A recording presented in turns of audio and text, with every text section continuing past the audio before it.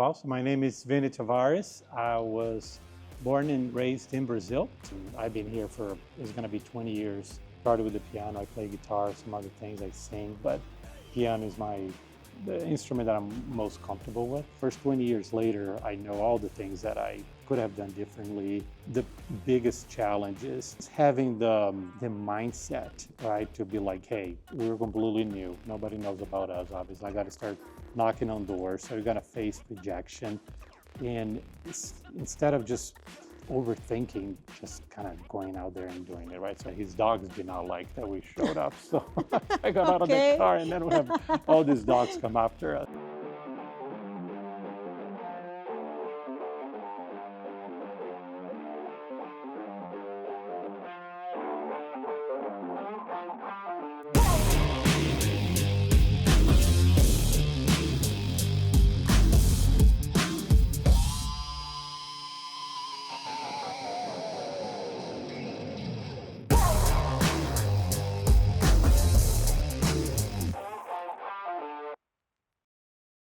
Hello everyone, welcome to Creative Blueprints. I'm so happy about this episode because finally, as you can see in other episodes and other seasons, we have a lot of designers and architects, but finally today we have an amazing business owner.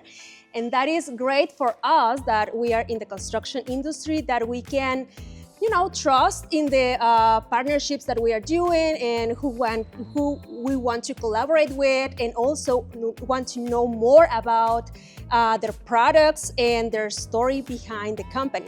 So today I'm here in Encore Stone Studio. It's an amazing company. We had an event recently that was a Creative Ladies Night, and they hosted the event. It was a great event. So here I am with the owner, who is Vinny Tavares. Thank you so much for being part of this. My pleasure. Yeah. So I would love to know more about the story behind your company, how you started this, and I would love that if you can give us a little bit of an introduction about yourself, how you started this, how the idea emerged, why you're passionate about selling these amazing slabs, and yeah, just tell us a little bit more. Yeah.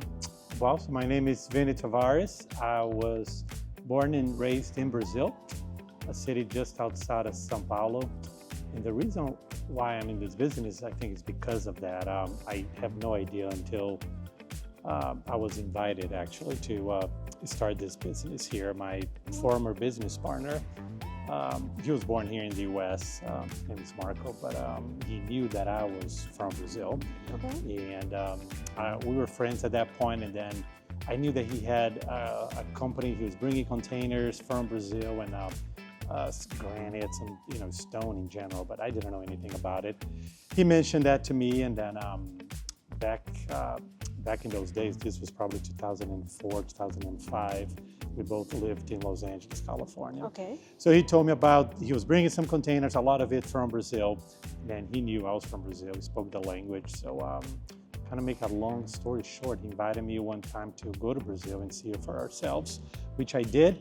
I really liked what I saw, meeting all the quarry owners, and then we just did some kind of basic math where he's like, hey, we can buy for this much, we bring it to the US.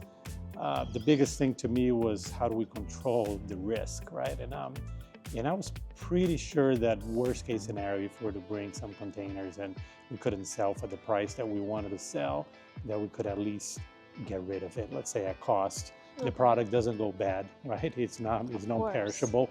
So that was it. But this was back in 2004, 2005. And end of 2005, that's when I moved to Austin, Texas. And the idea was for us to open our second warehouse. So we had one in Los Angeles at that point. And funny enough, it's the same building that we are filming this. Wow. Yeah, so I've been here it's going to be 20 years next February. Yeah, so. Like 2004, and now we are. Yes. So you started in 2005? We started the conversation in 2004, then I moved to Austin in 2005, and I do remember it took us 3-4 months to actually find the building, find this warehouse. And then I remember we opened the doors in February 2006. Oh, congratulations. So yeah, so it's going to be 20 years in February. Wow, that's amazing. About 7-8 months. So. And how is Austin so far? Oh, no, we love Austin. Oh, yeah. Those are, I mean, back in the day, Austin wasn't, probably half the size or a third of the size. So the timing was pretty good. I mean, we knew that Texas had a lot of growth, a lot of construction, and this has been the path for us. We focus on the south of the U.S. So we started in California, then started opening more locations, basically the south of the U.S., and we went from coast to coast. Okay. So you have different locations. Where are the locations? We have different locations. So that company that I was part of, it was called Pacific Shore Stones. Started in LA, hence the name Pacific Shore, and we got to 19 locations. So, like I was saying, basically all the south of the U.S., several in California, Bakersfield, Irvine. But then, we did Austin, San Antonio, Oklahoma City, Tulsa, Little Rock, Memphis, Birmingham, Alabama. Our goal was to be in second-tier cities. So our business model was we didn't want to be in major metropolitan areas. We thought that was a little overcrowded, too much competition. The study that we did back in the day was, like places like Dallas, hubs like Dallas, Atlanta, or Los Angeles for that matter, would have all the big warehouses, and then they would ship it to secondary cities around it. So our idea was, why don't we skip the big centers and go to the secondary markets? So Austin being the first one, and then so instead of Dallas, right, we went to Austin, and then San Antonio, and then North Oklahoma City, and then Tulsa, and then Little Rock, Arkansas. And then we did the same thing in the Southeast. So instead of Atlanta, we went to Greenville, South Carolina, went to Birmingham, went to Charleston. So, yeah. Fantastic. So that sounds like a lot of fun stuff. Yeah, it still is. So, wow, that's amazing. Well, congratulations, and congratulations for your 20 years in Austin. Yeah. So maybe for all of you that you are watching this video, if you haven't been there, like here in the Encore showroom, that is an amazing invitation for you all. I was here like probably 2 or 3 years ago, as I can remember, my first time here. You can't believe how pretty are the slabs. I will put some shots of the slabs that you have here. The marble is amazing. The quartzites are like just stunning. You cannot find, and I haven't seen like in any other showroom, though, these beautiful slabs, these beautiful stones that you can of course incorporate to any space. Not only I'm kitchen designer, but not only in the kitchens, like everywhere. So that is great. And I have another question for you. What is your happy place? What you consider that is your happy place? That can be like a spot in the world, like a restaurant, like everywhere. I would say when I play music. I know it has nothing to do with stone, but music, either playing or listening to music. I grew up playing different bands and different instruments. So yeah, that's my... What is your favorite instrument? That's my peaceful, I'd say the piano, yeah. Wow. I started with the piano. I play guitar, some other things I sing, but piano is the instrument that I'm most comfortable with. So yeah. Interesting. Well, thank you. Well, now you know more. Great, so we have, as you know, and maybe you all know, we have the dynamic is that you will pick a question from here. I have some questions that, of course, are a little bit like custom for business owners. Okay. So that is great for you all to know a little bit more about this amazing company, and yes, for us to know more about yourself and this company and all the story that is behind. All right, so I just pick randomly? Yes, the first one. Can you describe the first project you ever worked on and what you learned from it? I would, I don't know if it would be considered a project, but I do remember the very first sale that we did. Okay, so, which to me was kind of a project because we brought all the containers in. So not very different than the setup that we have now, right? So we have a lot less inventory back then, but pretty much it's the same warehouse as I already told you, and we have the slabs displayed kind of the same way. And then the question began, okay, so who do I sell this to, right? Or so what do I have to do to get them sold? And back then we didn't have any sales staff or anything. It was me plus 3 guys that we brought from California, that forklift drivers, and a delivery guy, and another warehouse helper just to move the material and be able to unload the containers. But I was essentially doing the sales. So I remember calling a bunch of the fabricators, and my big project was, hey, I gotta get some of these slabs out of here, right? Because we gotta have revenue. And I still remember a gentleman called Steve Reimer. He's still around, from Architectural Town Stone. Wow. Down the road from us. He's been a fabricator here in town for a long time. And he bought 12 slabs of this Brazilian granite called Ubatuba. Very familiar with it. Back in the 2000s, it was a very popular, kind of grainy with green type pattern. It wasn't the entry-level colors. Steve had a bunch of builders that he worked with, and the Ubatuba was one of the basic colors that builders would offer as a level 1. Yeah. So that was the goal. I had to convince somebody to take a chance on us, and Steve did. So this was my first project, our first sale, and I'll never forget.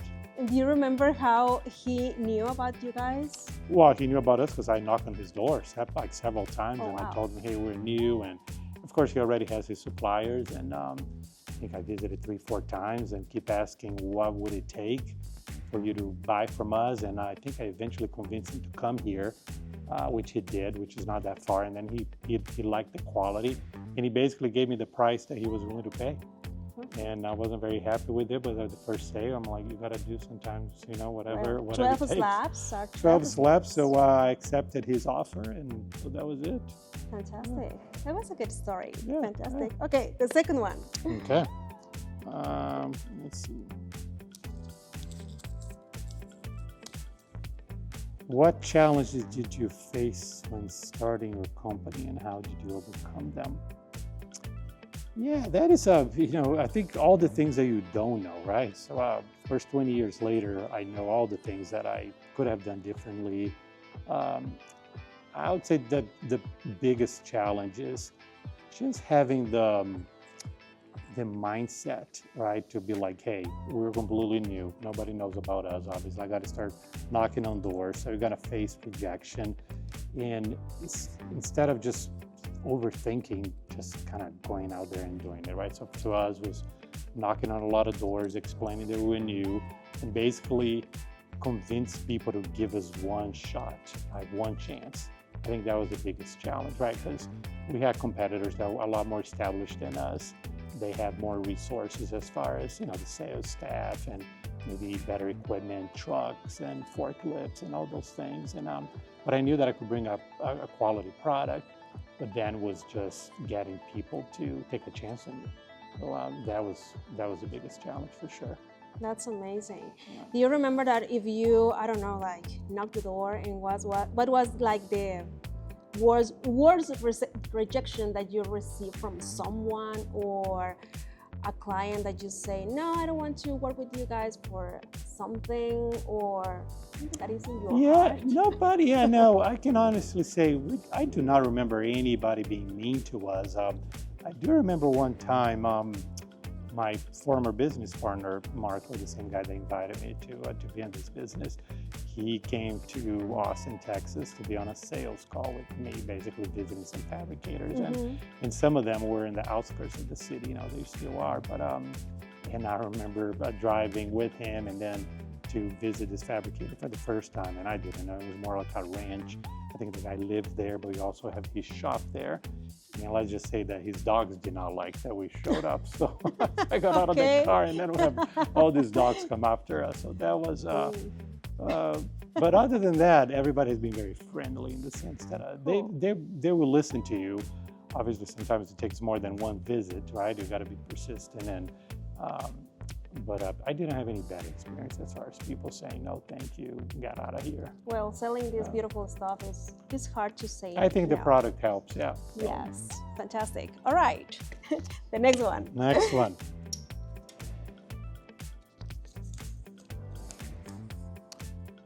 What skills or qualities do you think are essential for success in this field?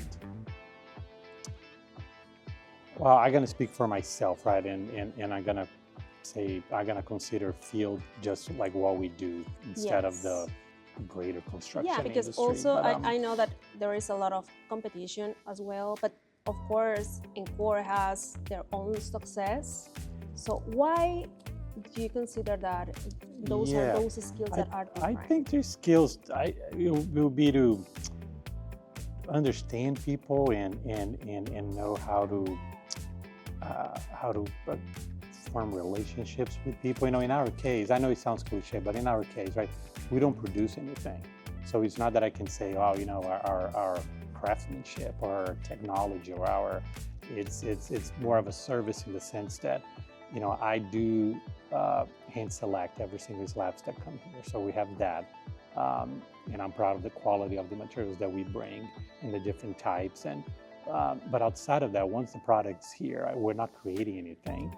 So it boils down to the customer service. And then I also think, you know, the success of the company is attracting people that have the same mindset that I do, right? And being able to inspire them to go after the same mission, the same vision that I have, and then have them to convey all of those aspects, you know, to our client base. So I think if I need to put in one word, I think for us, right, is the ability to create those relationships, like with people. I think, you know, it comes down to people who we have the product, but like I said, we don't even manufacture, right? I gotta find it, but then once it's here, it's all about the connections, the people connection. What do you think that was essential for you, or that worked well to build those connections with people, to network, to go with people to amazing companies? Yeah, I think at first, you know, because it was just me as a sales force. So I remember I have to be very humble. I had just moved to this country recently, so I remember, you know, I wasn't very comfortable with the language. I didn't know much about the product either. So it was a very humbling experience in the sense that, okay, I'm trying to sell something that I don't even know that much about it. I'm talking obviously back in the day. Language was an issue, not to mention culturally, right? I haven't lived in Texas before. So so I think being humble was probably the number one thing, like for me. So. And I think that attracted people, and I think, you know, if you have a good mission, and if you have good product, and if you treat people right, then everything else will kind of fall into place. That's good. Yeah. Customer service as well. Yeah. Amazing. The next one. All right. Let's see. This guy right here is being asked to be picked. So. Who were your role models or mentors when you're getting started? I don't really think I had a mentor in the sense that, so I have my business partner, you know, Marco Pereira. He's the one that brought me to the business, and he knew a little bit about it, so he taught me some. But I would say that as far as a role model, it was our competitors, you know, because in our industry, we have to go visit the suppliers, and most suppliers are overseas, right? And that's how I got into this business to begin with. A lot of them are from Brazil. So I remember throughout the year, we'll go to Brazil 2-3 times a year. I still do. Go to Italy, go to Spain, go to a whole bunch of different countries. And there's trade shows and different events and just visiting quarries. And I remember throughout the years, always when I'm overseas, and we would meet with some of the suppliers, and some of our competitors were there, much bigger than us, and sometimes we have dinner together, right? Like in a big table, you know, 20 people, like 25 different people, and the suppliers talking to all of us. But obviously, in the very beginning, the conversations gravitate towards our competitors because they're the big shots, right? Yeah. They are the ones buying containers and just listening to their stories, right? They've been doing this for much longer than I've been doing at that point. So that was my inspiration, just seeing what those people are doing, and I'm like, you know, I think I can do the same. So yeah. That was it. Just like checking what they are like doing right, and just like try to improve it. Yeah, and trying to improve it. Yeah. That's great. All right. Next one. The next one. All right. Let's see. It's this guy right here.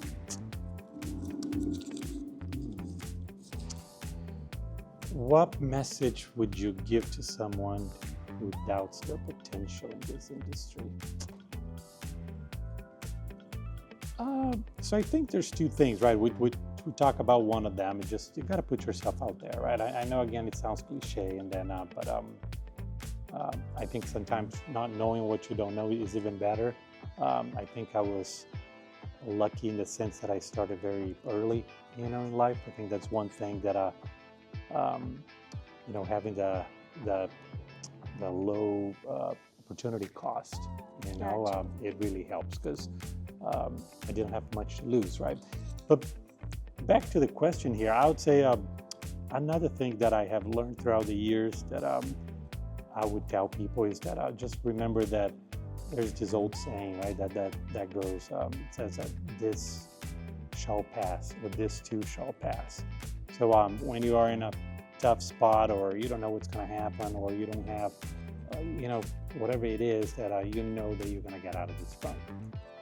And this could be applied to not only the mental stage, but I remember we've been through some challenges here, right? The '08 crisis, the financial crisis affected us so badly. And I was in business for about 2 years or 2.5 years. And then everybody stopped buying stone because nobody's building homes anymore. And half of the country is upside down as far as, they owe more to the bank than their homes are worth. So, and I remember that was my very first panic moment, right? They were like, okay, so what do we do now? I got payroll, I got to pay people on Friday.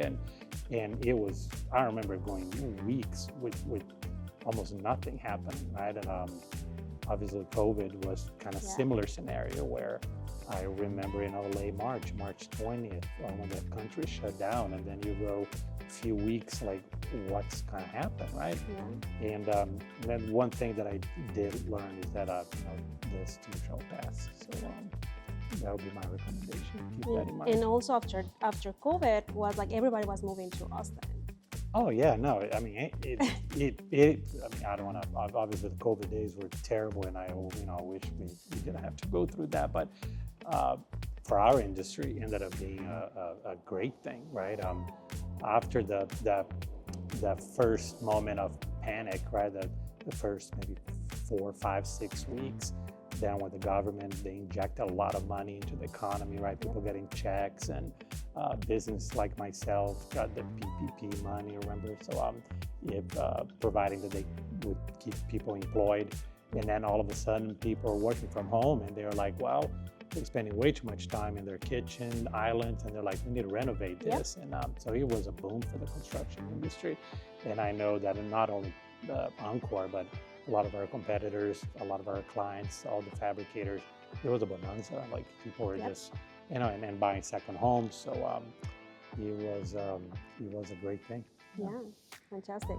And how is everything going right now with the tariffs? Yeah, so now I would say it's more challenging for sure. I would say that definitely a lot of that demand from COVID, got pulled forward, right? So a lot of people that maybe they wouldn't have done things the way that they did it at that time if COVID wasn't around, right? But people working from home, stuck, everybody, looking for second homes, people that have the means. So that, I think, pull a lot of the demand forward. So I think we're seeing some consequence of that. But even more than that, the interest rates being high the way they are now is certainly affecting our industry, especially compared to, we had several years where people can get mortgages for 3%, 4%. And just imagine if you were one of those people that still have those mortgages, you have no incentive to get rid of it and then, buy another house. So whoever had those 3% mortgages, they are staying put. And that, of course, hurts the construction industry. And then we have the tariffs, right? So not only we have the high interest rates, we have people that, staying put, and we have the whole COVID, post-COVID corrections, right? Because a lot of people already bought. So now we have the tariffs, which impact our business because most of 90+% of all the stone consuming this country comes from overseas, right? So I think most people, if they say marble, they automatically think of Italy, right? And then granite comes from Brazil or India. So not only Encore, but all of my competitors, 90% of what we sell as far as natural stone comes from overseas. So with tariffs now, President Trump, right, to put a 10% baseline basically on top of everything. So, which, 10% obviously is not ideal, but if it stays like this, I think we can all absorb that. I just got back from Italy last month, and some of our suppliers, they agreed to split the cost, so 5 and 5. So now if we have just 5%, we probably absorb it ourselves. But the biggest concern is nobody knows what's going to happen, right? Yep. The uncertainty is what kills us. And if I knew that would be 10%, I'll be able to make my planning and adjust and tweak whatever I need to tweak and just move forward. But the back of my mind is like, okay, it's 10% now. What's going to be 2 weeks from now, or a month from now, 3 months from now? Is it going to be 30, 20, 50? Is it going to be, depending on which country, different rates, to different countries? So that is that's a big unknown. But I also know that this too shall pass, and it will. So Yes. I don't think we're going to be talking about this 2 years from now, one way or another. Just going to be sorted out. Amazing. Yeah, well, go and buy slabs, because we're all in this industry bringing stuff from overseas. So yeah, and you mentioned something that is really probably something that you have changed in this industry, and is that you hand select the slabs. Yeah. Can you tell us a little bit more of that? Yeah, and that's the part that I like the most, So, fortunately, unfortunately, right? When you look at a piece like this is a quartzite from Brazil. We probably have 10 or 12 slabs in stock, and once these are gone and people want more, I cannot just send a purchase order to one of my suppliers and be like, hey, or the quarry owner, I want 12 more slabs looking exactly like this. All the things that make this piece so special, when it's the next time to buy, most definitely is going to look different, in the sense that, here you see a lot of the white crystals, you have some of the mica, you have some of the black, you have some of the green here, and all of this could be it could be primarily black, with just a little bit of the white, or more of the browns and more of the green, or it might have some reds, or might have. So it makes it challenging in the sense that it's very hard to scale. So I cannot just say, hey, I need 2,000 slabs looking just like this. That doesn't exist, because it's a natural products coming from the earth. So each time, it looks different. So all of this to say that I have to go overseas to hand select. I really enjoy this. The one good thing about the industry that most people don't know overseas is controlled by family businesses. So a lot of them are small operations where you have the father or sometimes the grandfather that started the business 30, 40, 50, 60 years ago, and then you have 2, 3 different generations working in the business. So I get to know the father, sometimes the grandfather, now the son, the wife. So you're part of the family. Yeah, so you go to Brazil, you go to Spain, you go to Italy, you go to we used to bring a lot of things from Asia as well. So and it's pretty much like the same. It's a family business. So that's the part that I like the most, and being able to hand select like everything. So it's a lot of joy. Yeah. What is your favorite slab? My favorite slab, well, it changes depending on my mood. But one thing that I'm a big fan of marble, right? I mean, I love all types of stone, from travertine to onyx to quartzite. Quartzite is so practical now, right? Because it almost has the marble look, but it performs like granite, right? Yeah. So for people that are concerned about staining or etching, but to me, there's nothing like real marble. And the good thing is, so Italy always been the number one country as far as marble. They still have all the best looking ones, but other countries now have been doing a very good job, fomenting their marble industry. So countries like Turkey, Vietnam, like Brazil has an incredible amount of marble. So yeah, I would say marble in general, and I'm a sucker for white marble. So with the different golds and browns, and but like I said, it depends on my mood also. Like the Carrara or something like the Calacatas, yeah. I know there's so many different variations, right? Of the Calacatas. You probably heard the Viola is probably the most you have a beautiful one right that now. is like I think people are very drawn into the burgundies, and the pinks kind of back. So But the white is your favorite. yeah, and I like when I have the combination. I also have the white background with some veining that might have some of the burgundy color, or a little of the browns, or maybe even some of the green. Yeah, and those pieces are timeless. So Fantastic. 30 years from now, people still be able to design around it. Yeah, for sure. All right, the next one. All right.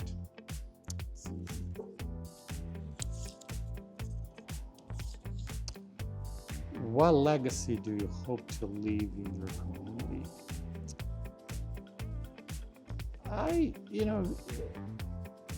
I want people to look at us, now and in the future, and just have the feeling that they be treated right. I think there's something to be said that if you treat people right, and I don't want to just talk about customers, but your employees, the people that you work with. If the one thing that I want to be remembered is, 10 years from now, 20 years from now, 30 years from now, when people talk about Encore, that people are like, that was a good place to work. That was a place that, we were proud to wake up in the morning and go to, and the customers that buy from us, knowing that was a place, reputable and that we do things the right way. So. What is the longest employer that you have here, Eric has been with me here. He's our warehouse manager. He's been with me now, I think, 16 or 17 years? I think 17 years. Let's just say I do remember when I think one of our first, get together as, the company, he was underage. He couldn't drink. So, and I didn't know. So I remember, I ordered beer for everyone. And then I think my manager said, well, Eric is only 19 or something. I'm like, oh, okay. And, he's, I don't know, the late 30s now with us. And so, yeah, I have been blessed that I have people that have been with me for 10 plus years, several people. So that says a lot about a company that has that people that has been contributing to the growth of the company. So so you can't imagine. I mean, I don't even, Eric has been managing his warehouse for literally 17 years. So I know that he's in good hands. He knows this is the perfect hand. Yeah. Imagine all the hours that he spent here unloading all the containers, loading all the trucks. Yeah. So yeah, it's a good work. Yeah. Fantastic. Of course. Well, now we can close with, if you could give an advice to future designers or people that can work for you, or they want to open a business like this one or any other business that has relation with this kind of industry, what can be your advice to those talents? Yeah, so I would say a couple of things, right? So one, we already talked a little bit about this, right? You just gotta be able to do it, right? Because you can talk to a bunch of people, and in my case, I would say this, right? So find a way that makes you feel more comfortable with it. In my case was watching the expenses. So I remember vividly, from 20 years ago, the decision was, okay, we're gonna do this, but we're gonna be so cost conscious, right? That we can control all the unknowns as far as when it comes to the cost. And I knew that if we kept costs very low and we don't have to sell that much, so that gives us time to bring more product, reaching out to more people, and so I think that was crucial, right? But then just go out and do it. But then I would say also at a certain point, right, if you see that there is an opportunity to do something differently, or if there's something in the industry that you spot an opportunity because people are not doing it because the industry has been set up in a way that that people don't dare to challenge. I would say maybe that's your opportunity. In our case, right, when we started, stone distributors like myself were just supposed to sell to fabricators. Gotcha. And we did this for the first probably 10 years or so, right?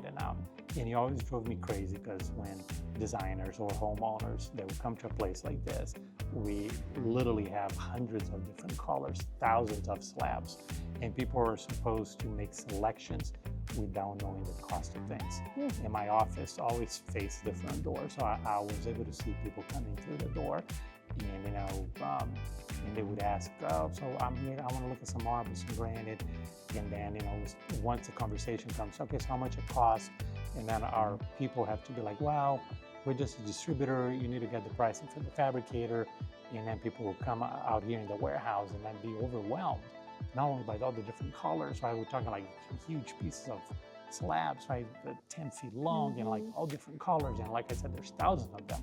How can you make a decision without even knowing the price? I like to make this analogy like this, kind of going to a car dealership. Like imagine going to CarMax, like a gigantic car lot, right? And you're going to pick a car without knowing how much it costs.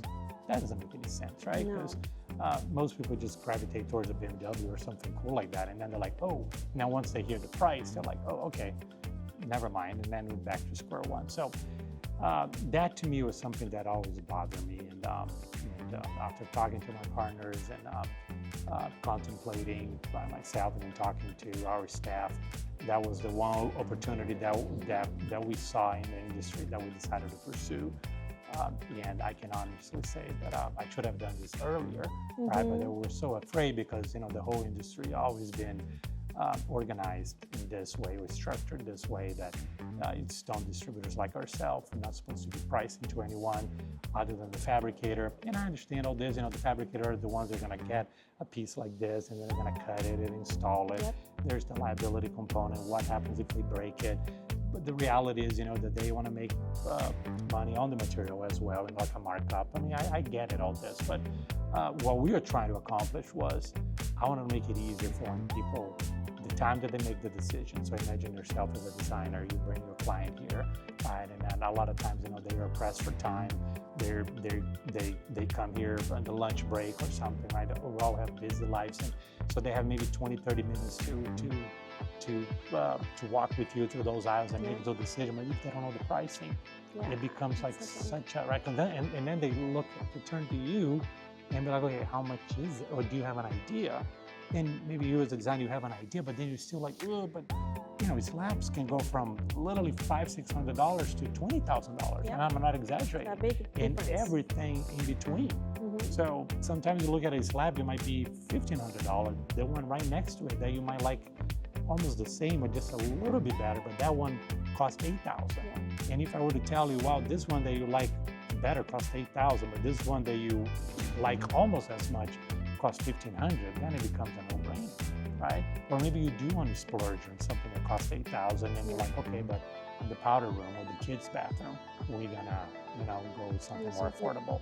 So being able to do that transition to us was pivotal, because it was, a lot of people thought that we want to be able to survive because we'll be, ruffling a lot of feathers and pissing a lot of people off and kind of disrupting the industry in the sense that, even though builders didn't get affected by it, but now all of a sudden you have, fabricators that work for the builders. Kind of, if they don't like the model, then the builders get involved, and the builder will call me. So I have to have the conversation with the builders. But all of this to say that if you see an opportunity, and I think in every industry there is one, right? If you really believe in it, and then it goes back to the people, right? Because I certainly wouldn't be able to do it by myself. So then the challenge was, I have to convince some of our own people. They've been doing business with me for, even back then, 7, 8, 10 years, and we were like, we're ready for this challenge, right? Just because the industry is set up this way, we'll be doing things a certain way. That doesn't mean that there's, the opportunity isn't even better. So that would be my 2 cents. Absolutely. Very good 2 cents. Thank you. Yeah. Well, thank you so much for all that you shared with us. If you can give us your information, how people can reach you out, where are you located, how people can schedule an appointment to visit the showroom, your website, social media. Our website is Encore Stones. Encore, just like ENCORE, just like the hotel in Vegas. And it's a funny name because I picked Encore because it was my second act in the stone industry.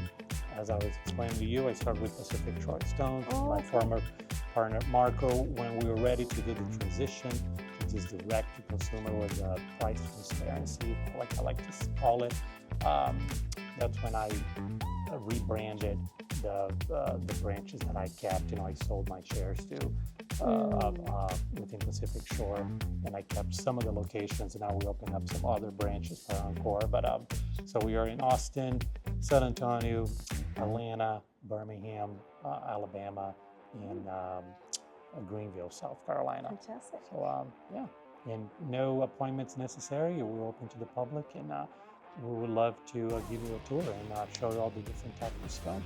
Yeah, you have to visit the showroom, and also follow them on Instagram. I got in love with, you went recently to the quarry for marble or something like that. Yeah, it was in Brazil, yeah. I love those videos. So you have to go check them out, follow them, and stay tuned for their new products, and come here and visit them, because they have beautiful stones that you have to put somewhere in your place, somewhere in a project that you have, and I cannot recommend enough this place. All right, well, thank you so much again, Vinny. It's a pleasure. And I will see you in the next video. Thank you. Bye-bye. All right.